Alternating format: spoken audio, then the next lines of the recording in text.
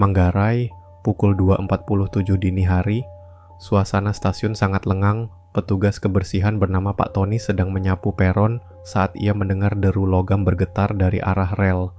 Ia mengangkat kepala dan mendengar suara peluit panjang, padahal tidak ada kereta dijadwalkan lewat malam itu. Semuanya sudah berhenti sejak pukul 12. Pak Tony berjalan ke arah jalur 7, jalur yang katanya sudah ditutup sejak kecelakaan tahun 2004. Tapi malam itu, ia menyaksikan sesuatu yang tidak masuk akal. Lampu-lampu peron mulai padam satu persatu, mengikuti arah laju suara rel bergetar, seperti sesuatu yang sangat besar sedang lewat tapi tidak terlihat. Ia menyipitkan mata dan akhirnya melihat siluet kereta hijau berkarat perlahan melintas, dalam diam yang memekakkan telinga. Ia ingin teriak, tapi suaranya tidak keluar. Dan saat ia mengedip, kereta itu sudah tak ada. 3 minggu sebelumnya, Fajar baru saja mulai bekerja sebagai teknisi sinyal malam di stasiun yang sama. Ia masih muda, rajin, dan menganggap semua cerita mistis stasiun hanyalah mitos. Sampai malam itu, monitor komputer tiba-tiba menampilkan peringatan. Kereta masuk ke jalur 7. Fajar bingung, jalur 7 tidak aktif, bahkan listriknya sudah dicabut.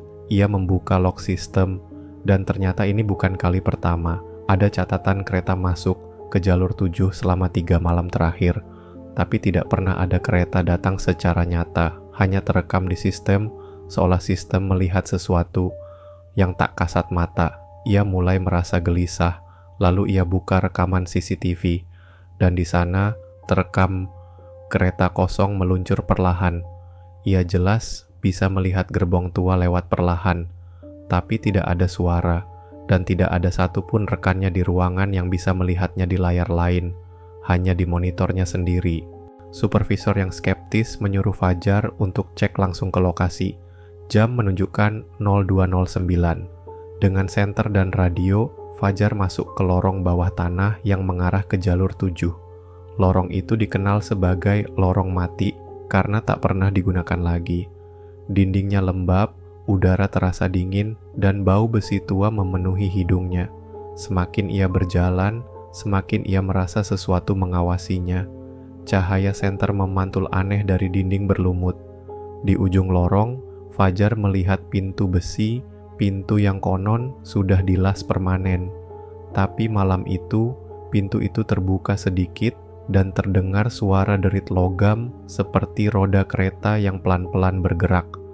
Fajar ragu, tapi dorongan rasa penasaran atau mungkin sesuatu yang lebih gelap membuatnya melangkah masuk ke balik pintu itu.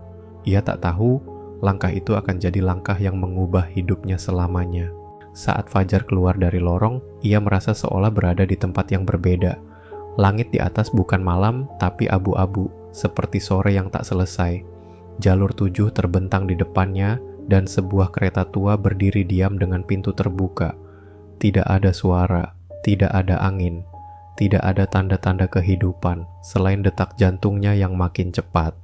Ia mencoba bicara melalui radio, tapi hanya terdengar suara statik.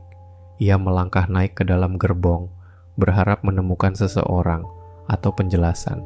Di dalam, suasana lebih aneh, gerbong kosong, tapi bangku tampak seperti baru saja ditinggalkan. Panas, berantakan, ada bekas duduk.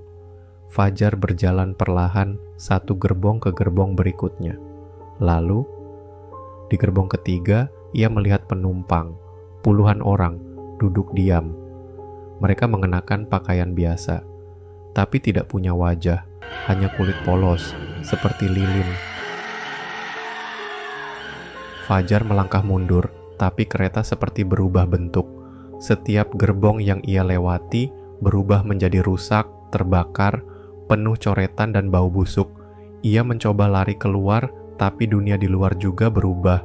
Rel kini dipenuhi bangkai kereta yang tampak seperti baru saja tabrakan. Tak ada jalan pulang, tak ada lorong, tak ada pintu, hanya rel dan kereta, dan langit yang memerah seperti luka terbuka. Lalu terdengar suara dari pengeras suara tua yang tergantung di atasnya. Suara yang seperti retakan logam. Selamat datang di jadwal akhir, Fajar. dan tepat di monitor ruang kontrol, seseorang melihat nama Fajar muncul di papan jadwal otomatis. Padahal, ia tidak pernah dijadwalkan kerja malam itu. Dan sejak malam itu, ia tak pernah kembali.